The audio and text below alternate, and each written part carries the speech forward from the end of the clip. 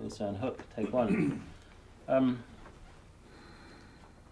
let's start out by talking a little bit way before you get here to Richmond and start working in the shipyards and your life changed. I'd like you to give me a sense of what it was like living in Arkansas on a farm during the Depression. Mm-hmm. Well, it was quite rough, and a way of life of doing without lots of needs. I never forget. Mr. Let me just mention one thing before we cut for a second. Take two. Okay, tell me, give me a sense of what it was like living on a farm in Arkansas in the middle of the Depression. Yeah. Well, it was quite a way of suffering, and as I said, doing without a lot of the things that you need. I never forget, I grew up on the farm out. My daddy, he was a farmer, and so my first job after leaving him on the farm was on the railroad. I left home and got a job on the railroad and worked. That was what I was doing. Did you get a sense back there in, say, 1935, 36, that things were just going to keep on being bad? Did you think things would get better? Well, what I can remember about that was that I didn't think it was going to get better there, and I remember trying to choose and find some other place to go and live. And I never forget, I could hear of a lot of railroad construction in Mississippi, and I was planning to go there. And before I got ready and got myself planned to leave, I heard of work in California. There was two fellows I grew up with there had left and come here. One was named Robert Taylor. He was my children's mother's uncle. And the other one was Henry Bayless. He was their mother's sister's husband. So did they come back and tell you or write to you? No, they just wrote back home, and the people would talk what they was doing, how much money they was making. So then I made up my mind to come here.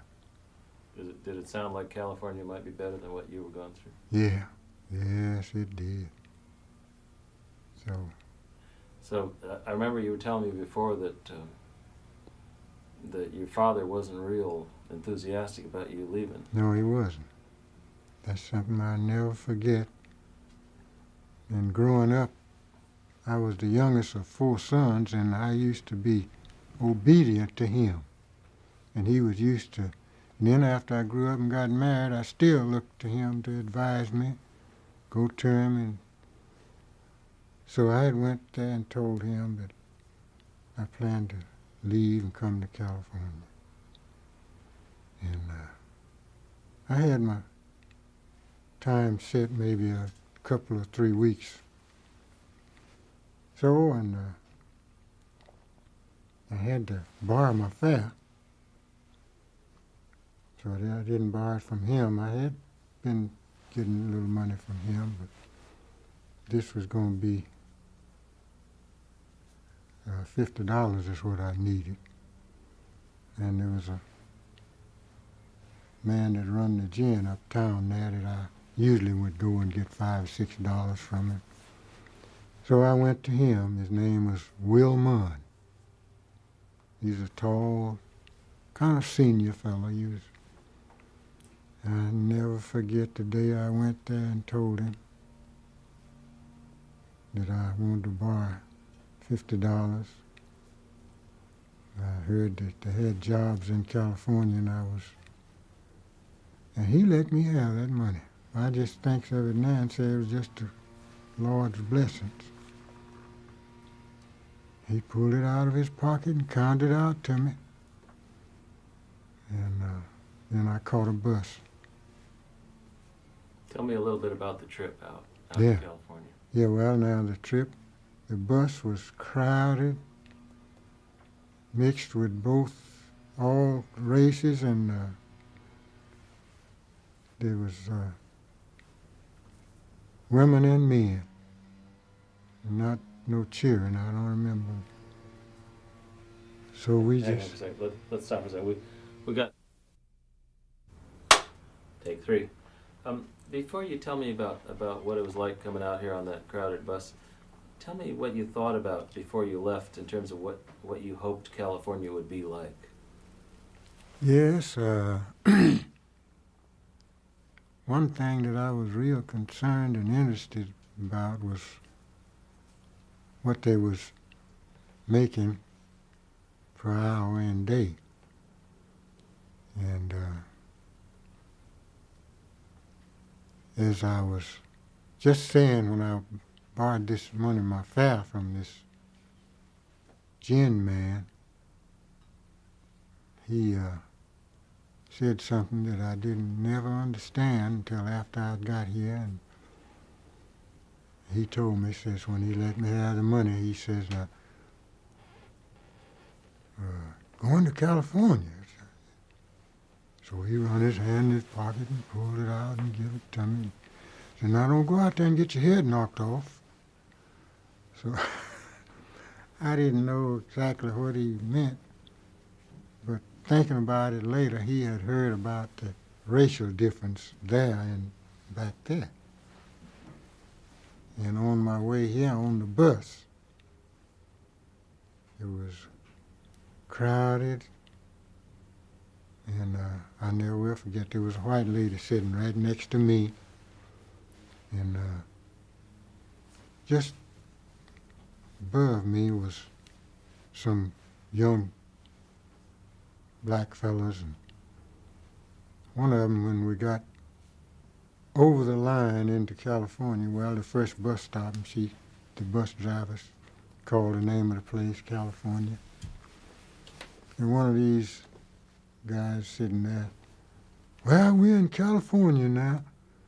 You guys, y'all can forget about being pushed around with these folks now, 'cause they don't do it out here. He did a lot of talk. Yeah, that just saying yes or no, sir. I never will forget that. I said, well, sure enough, when I got here, well, I found out what he meant. He had been here before. It was more friendly, and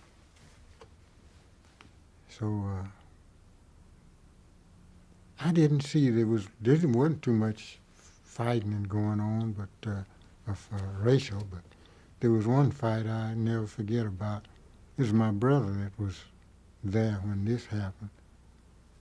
It was on the ship, and there was stages, about 4 different stages going up and working on the ship. And this white, I don't know whether he was a shipwright, I think, dropped his heavy wrench, and it fell down the side of a black guy down on the next stage. And this guy, he was just overbearing, he cussed and raised, saying, that wrench had hit me, I'd climb up there and invade you. Cussed him, and if you don't like it, come on down, said the white guy. Well, I ain't had a fight in a long time, but I'm coming down. Come down there, and they hooked up fists and that. So after one of the black guys said, well, let's stop them. They run in and grabbed them, pulled them apart, and stopped them.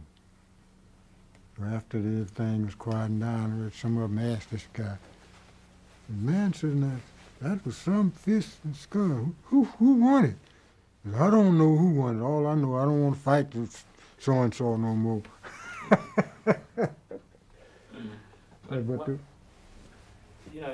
These incidents stick out, but what was it like working? I mean, the shipyards really brought white people and black people together in ways that Yeah. they never had been working right. together. That's What was right. that like? Oh, it was just wonderful and peaceful. There wasn't no trouble at all. It was, I was just so surprised and glad of the way, you know, From things.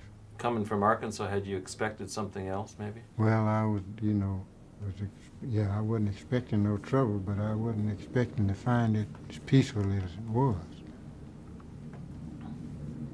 Can we wait for the plane? Yeah. Okay. Let's stop for a second. How are we on this magazine? Take 4.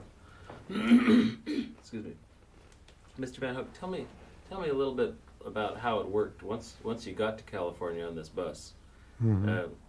Do you remember how it worked? What happened that first day when you went down to get your job? Yes, I remember what a crowd it was. I was in Berkeley,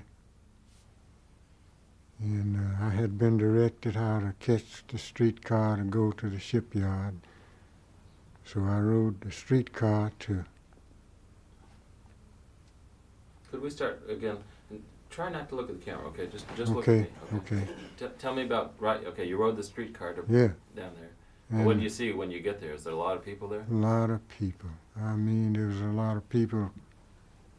There'd be a long line getting on the streetcar. And then when we got to the shipyard, there was a long line being hired, but they was hiring people just like that in a long line.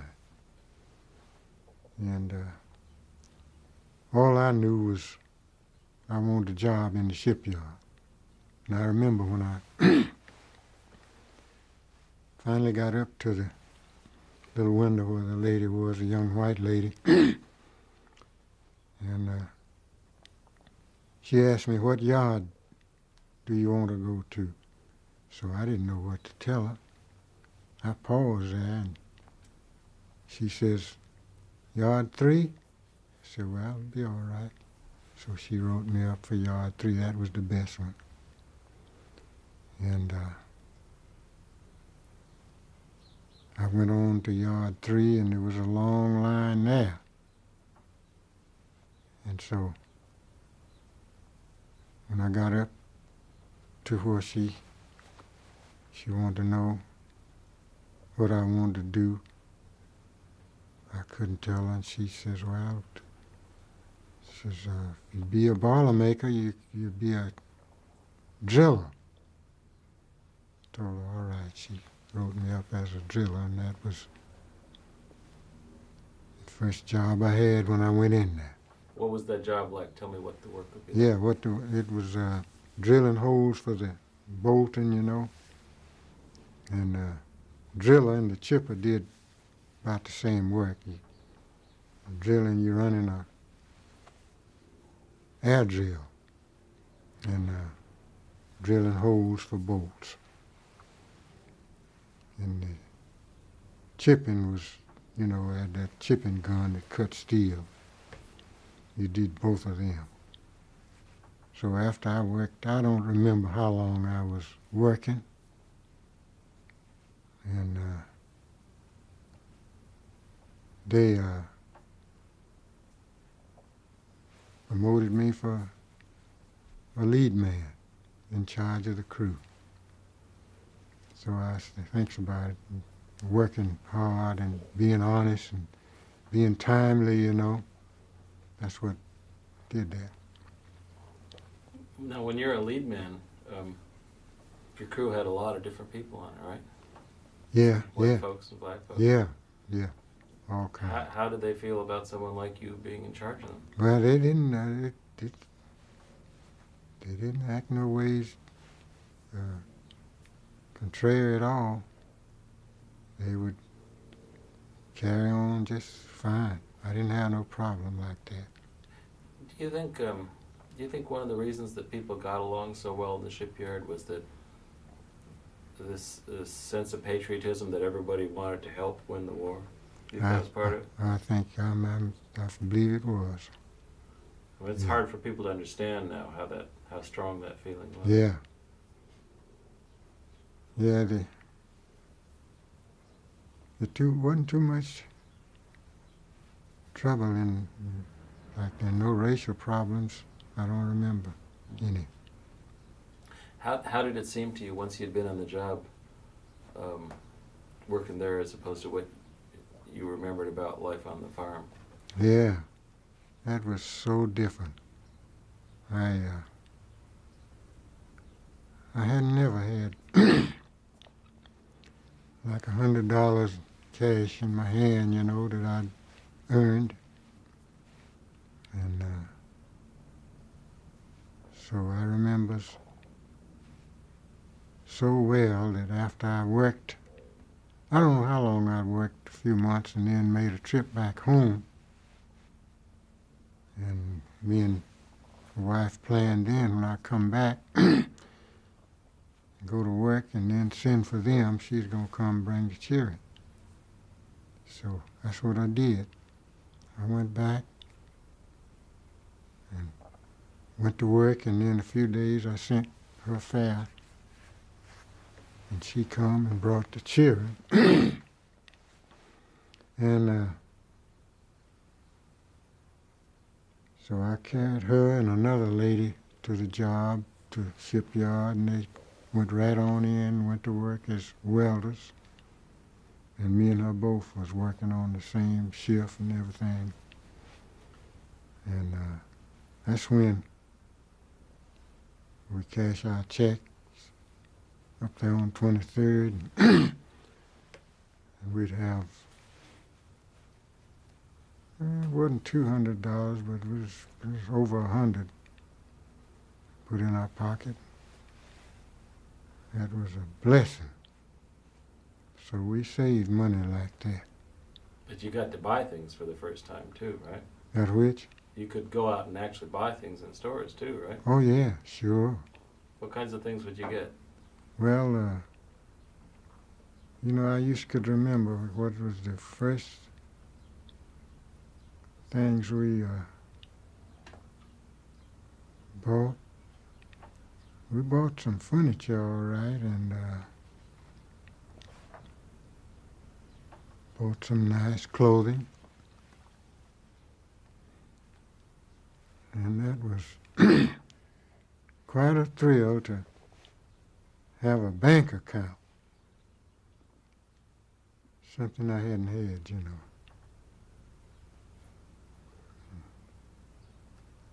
People of, people, yes, I'm sorry. Can we cut? Can we stop for a second? Okay. Take 5. Could you speak a little louder too when we talk? Okay. I'm interested to know what Richmond was like then. First of all, talk to me a little bit about finding housing and a place to stay. Yeah. That was something that I heard before. Oops. Are you okay? Excuse me, can you start again? I'm sorry. Yeah. Is he too close? Well, Yeah, okay, sitting back. It's all right. Okay, go ahead. Yeah. Yeah, all right, that's fine. Is this a cut or? No, we're going. Okay, That's- tell me about finding housing, Yeah. how tough it was. Yeah, it was a problem. That's I heard before I left. That's what my daddy, I never will forget what he said. He, as I said, I used to always believe in taking orders from him. So I went up to his house and told him that I planned to come to California. And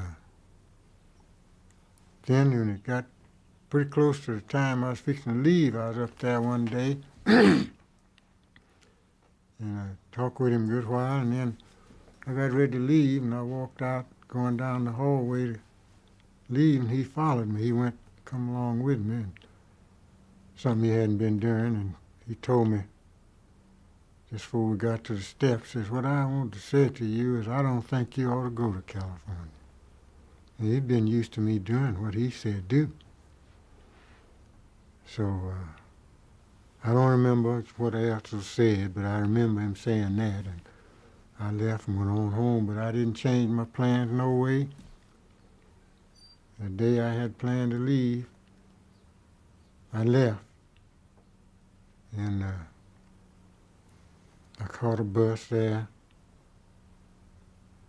and rode bus all the way into Berkeley. And tell me about finding housing. Yeah.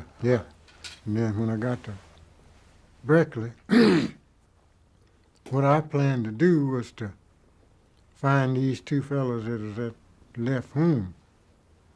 And I was walking after I left the bus station on the streets, and I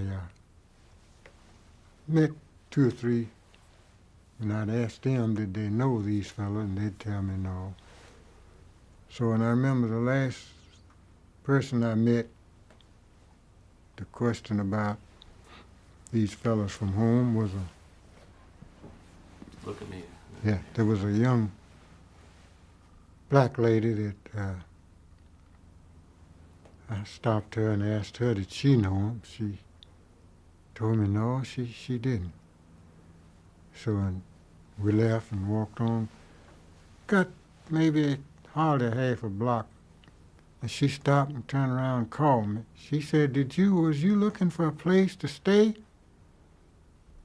And I thought I was going to find them. I remember I started to tell her no, but I told her, well, yes, I could. She told me, says, on up there, 2 blocks on the corner, and told me that house. Said, you... Okay, hang on for a second. We got Mark. Take 6. Mr. Van Hook, let's start that story over. You're walking away from the woman, and tell me just when she calls you back. Yeah, that is when I was needing Don't forget, look at me now. Yeah. Housing. I need a place to stay. And she asked me, you want to find a place to stay? I told her, yeah. She told me how to go, where to go on up in the house to stop at. And I went right on there, and I went in, and this was a senior lady. Her name was, they called her Mother Lily. So I went in and told her what I was there for, looking for a place to stay, and she told me, well, I ain't got but this one room, and there's one man already that stays here. He's just out of the penitentiary, and they had to find a place to stay before they would let him, and I let him come here. He's in there, and if you wanted to, he gonna stay one night. If you want to, you'll have to sleep with him tonight. He killed a man, and I never did forget that. I had to sleep with that type of person the first night I was in town. But he left the next day. And then I had that place there with Mother Lily. And I was thinking about it, I'll never forget. Yeah, after I went to work and wrote back home, the news got out, my address and everything.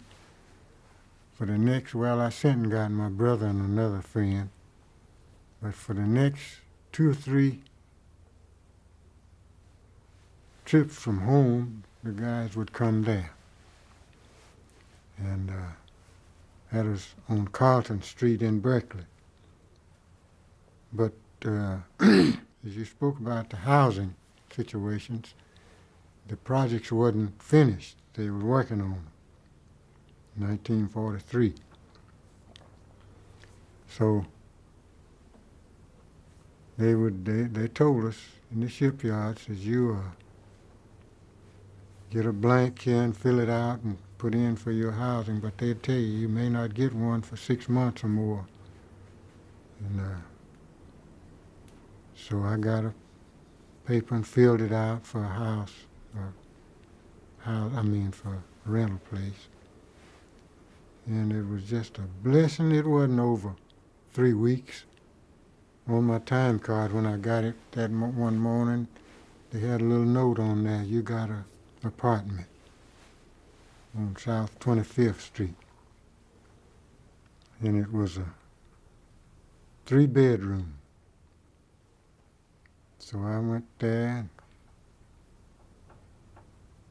and was there for,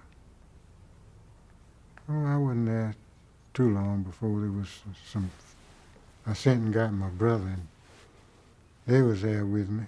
I never will forget the night I was working swing shift, and they come in while I was away from work, and to show you what the difference is now. Then you didn't have to lock your door, and my door wasn't locked. When I come in from work swing shift, I opened my door and went in, there was 2 guys laying up in my bed, my brother. And so I took them, and they went to work, and they were staying there with me. And then there was 2 more couples come from home, and they come there. They just crowded me out. So when I sent and got my family, they come, and so then I had to clear out all the others, you know. And kid, my wife, she got a job, and we worked there. And then later on, I put in for a big apartment, and I got another apartment over on State Street. It had, was it 4 bedrooms, I believe. Anyway, I moved from there over on State Street. And tell me something. When you made trips home and spread the word, what did people think back in Arkansas of how you were doing? oh yeah, How did they react? there was this, and then that just triggered off others coming. They just come to California then, and they would, like I said, they would come to my apartment. They had my address, so I would help them, go to the shipyard with them, and then try to help them find a place to stay, you know. And it was a big thrill to me to not to have to use that hammer and whatnot. And I got promoted to give the orders, you know. And it was, I remember when that happened one night, I wasn't expecting it, but when you was on the job, there was a speaker, a loudspeaker, if there's anybody working there that had some help or anything, they had to call them. They'd call your name. So they called my name on the loudspeaker. Louis Napoleon Van Hook, come to the office. There's some news for you. I didn't know what it was. So I took off and went on there. And the little lady grabbed some sheet of paper and shoved them out there and says, fill that out. Put your name and fill that out there. Say, you've been promoted to a leaderman. So I filled it out. So the next day, I went to the yard, and the superintendent, he carried me and showed me where to go and give me the list of the men that was going to be working under me. And from then on, that's what I did. I just, you know, give them orders. Did you ever think when you were back on the farm in Arkansas that all that would happen? No, I sure didn't. I wasn't expecting nothing like that. And it was quite a blessing. Like I say, I wasn't used to that kind of money. But this old man that loaned me that money, I paid him, sent him, mailed him his money. And, well, when I first went back home was when I paid him. And I went and carried it to him, carried him. And I remember my dad, he told me, says, you don't have to pay it all at once maybe, but I just went on and paid it all. Now, you told me that later on, in fact, your dad, who had thought it wasn't a great idea for you to come, that he came out himself. Yeah. Yeah. Tell me about that. Yeah, well, he told me that day he didn't think I ought to come, but I come on. I didn't change my schedule at all. I come on, went to work, and then I remember after I went back home and my family was here, I stayed in touch with them, and my mother wrote me a letter and told me that they wanted to see us. We'd been away from home long enough, and they thought we ought to come home. They wanted to see us. So I had bought me a new pickup truck, and my brother had a 39 model Chevrolet. So we got together and decided we wanted to drive home. And so we did. Me and his kids were small, and some of mine was. So we drove home and visited my dad and mother, and so they did decide that they wanted to come back with us. So they got in his car with him. And so we brought him back home here, brought him back here. He stayed with me first. And I had an old friend of mine that I was a barber then. I'd been cutting his hair. He come got his hair cut one day, and he asked me, says, is all of your brothers? Take 7. Mr. Van Hook, Susan was just asking you before we started. Tell me about when you had to join the union. What was that about? Yeah. Well, when I first went to work in the shipyard, there wasn't no union. They didn't have mentioned there. But I don't remember how long it was before this Boilermaker Union come in, and we had to join it. And I don't remember what it cost and nothing like that. All I remember was the Boilermaker Union is what you had to get in from then on to get a job. And I stayed with it after I left the shipyard. Stayed in the union? Yeah. Now, we've heard that during that period that when a person like yourself joined the Boilermakers, you had to join what was called an auxiliary union, that you couldn't be part of the main union. Yes, I can slightly remember some of that, but there was some problems, all right, with that. But I can slightly remember that it ended up, and we wasn't worried with it no more after they told us wouldn't be bothered with that problem no more. Well, some people were pretty upset about it. Some people didn't want to do that.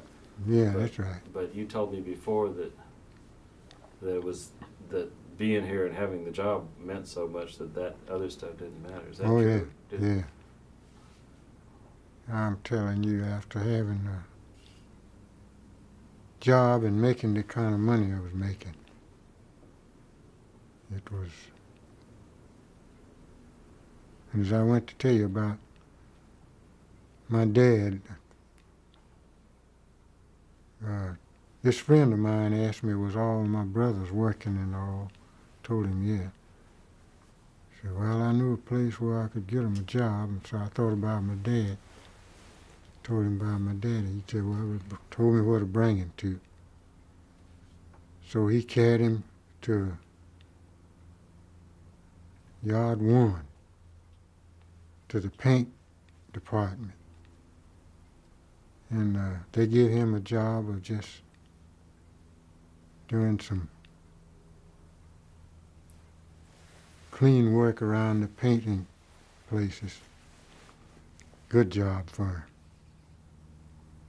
And so I just thought about not only surprised to get him here, and then got him here and got him a job. He worked there and saved some money out of that. So was the job much more important than the union problems, or? Well, yes, them union problems, I remember, but I done forgot just what happened. I should never forget that. Well, it sounds like it wasn't as important as the other stuff. No, it wasn't. Tell me something now. Tell me, I know your family had been musical and your father had been a music teacher. Tell me how you started the group, the singing group. Singing group. Yeah. Yeah, well, it's me and my brother had, when we left home, had a quartet. So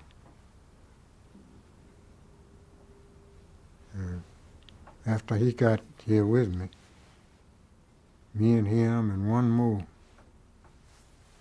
young fella from home, we started doing some singing at the apartment there. And we wound up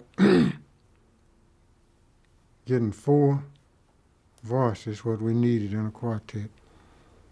And we had a way of rehearsing probably nearly every night when we get together there.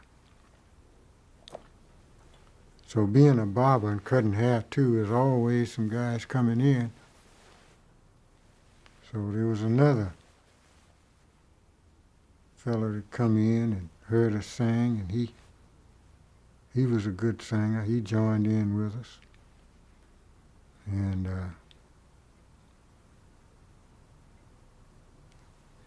how did you choose that name? How did you become known as the Singing Shipyarders? Yeah, well, this fella, I done forgot his name too, but he was in the office at the radio, and he gave us that name. Were you all working at the yards? Yeah, we was all working in the shipyards. And way we got started, on some nights in the shipyard, they would take a couple of hours for partying. And I told some of them there at the partying one night that I had a group of singers. So they told me, so you bring them here and we want to hear them sing. So we got them there one night and they heard us sing.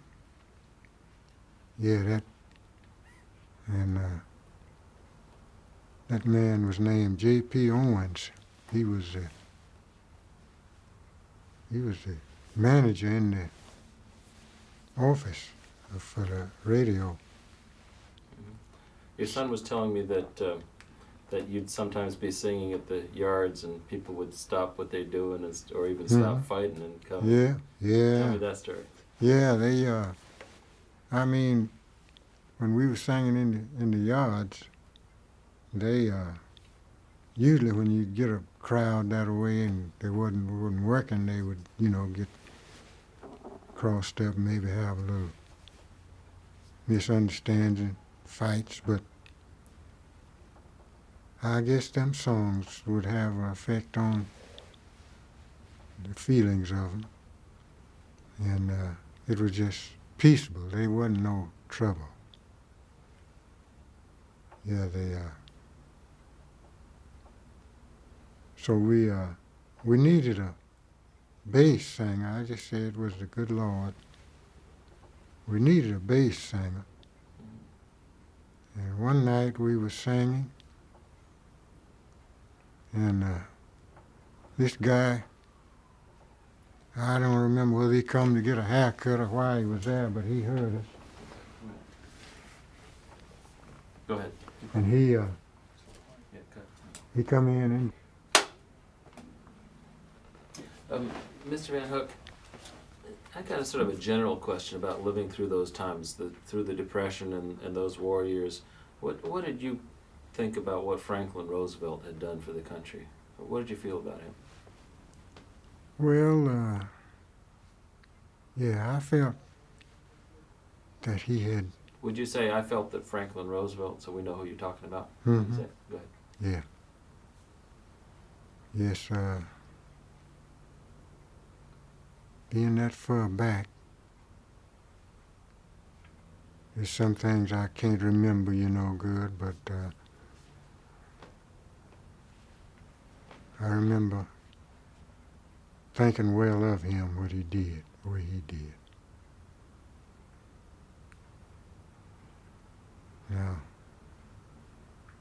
When you look back at that period, do you look back at it as bad times or good times? How do you see it now? yeah, when I look back at that, it was some bad times. Yeah. But are there any good memories? When you think about the good things, what? Yeah. Yes, during them days, it was some good days that we enjoyed.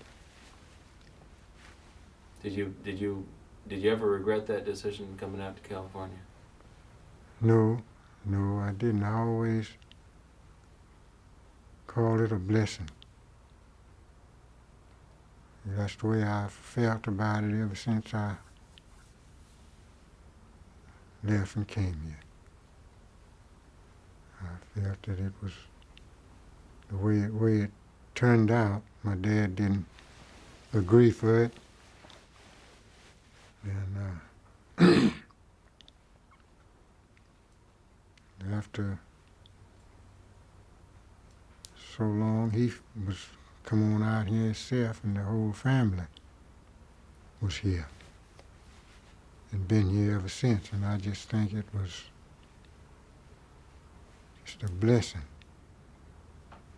that led me and taught me into coming here. Did you ever have any friends that decided this wasn't for them and went back, or did everyone stay? Well, I had some that went back way years later, but no. Not then. No. Okay, let's cut. Do you have any other questions? Lord, Van Hook music, take one. And hang on for a second. Okay, whenever you're ready. Okay.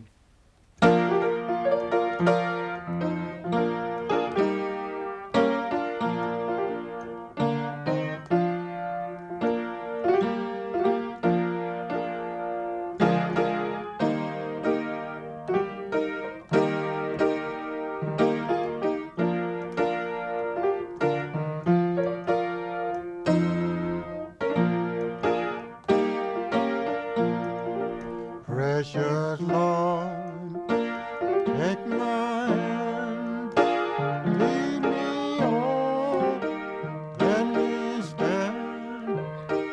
I'm tired, I'm weak, I'm worn. Who's the storm? Who knows? Lead me on tonight. Take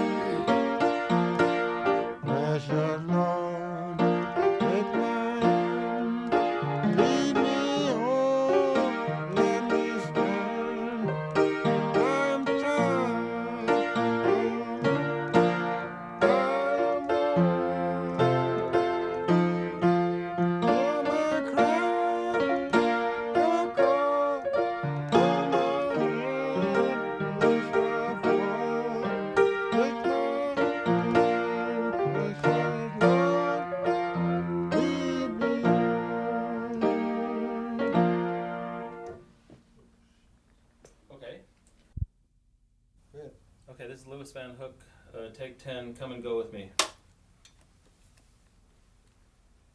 Ready? Yeah, one second. Wait a minute, One wait a second. Okay.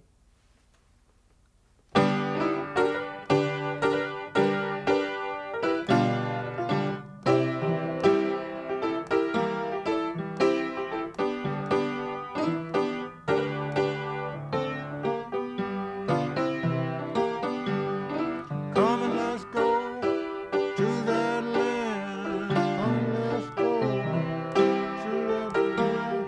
Come and let's go to that land. Come on, come and go to that land. Come and let's go to that land. Come and let's go to that land. Peace and happiness in that land. Peace and happiness in that land. Peace and happiness in that land. Bum, bum. Peace and happiness in that land. Peace and happiness in that land. Peace and happiness in that land. Come and let's go to that land. Come and let's go to that land. Come and let's go to that land. Bum, bum. Come and let's go to that land. Come and let's go to that land. Come and let's go to that land. There is joy in that land. There is joy in that land. There is joy in that land. Bum, bum. There is joy in that land. There is joy in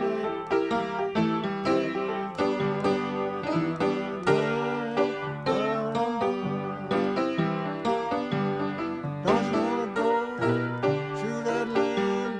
Don't you wanna go to that land? Don't you wanna go to that land? Where I'm blind. Don't you wanna go to that land? Don't you wanna go to that land? Don't you wanna go to that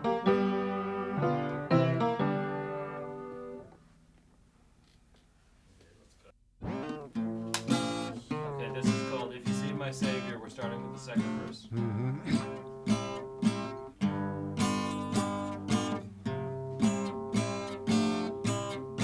Yes. Wait a minute. That's okay. Yeah.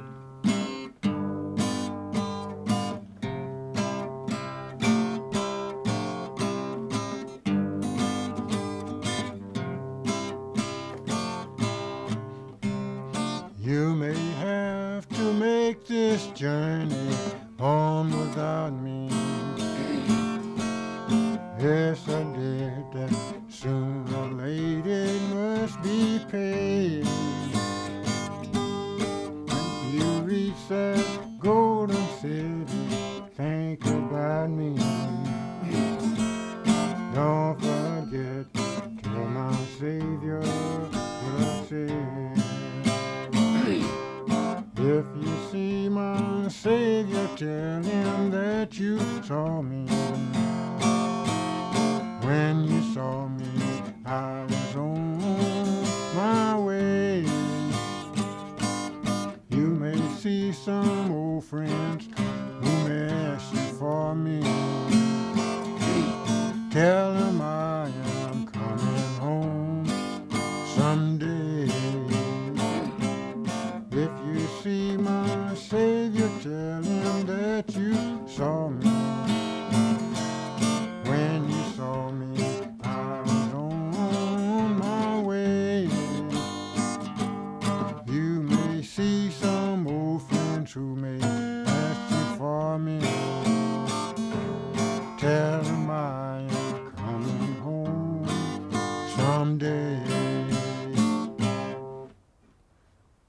Scott.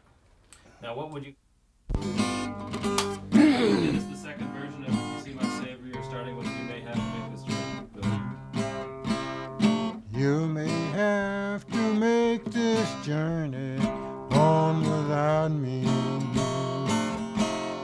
It's a debt that sooner or later must be paid. When you reach that golden city, think about me. Don't forget to tell my Savior what I said. If you see my Savior, tell him that you saw me. When you saw me, I was on my way. You may see some old friends who may ask you for me. Tell them I am coming home someday. One more chorus. One more? Yeah, one more. Yeah. Come on, go on. Give me the chorus one more time. If you see my Savior, tell him that you saw me. When you saw me, I was on my way. You may see some old friends who may ask you for me.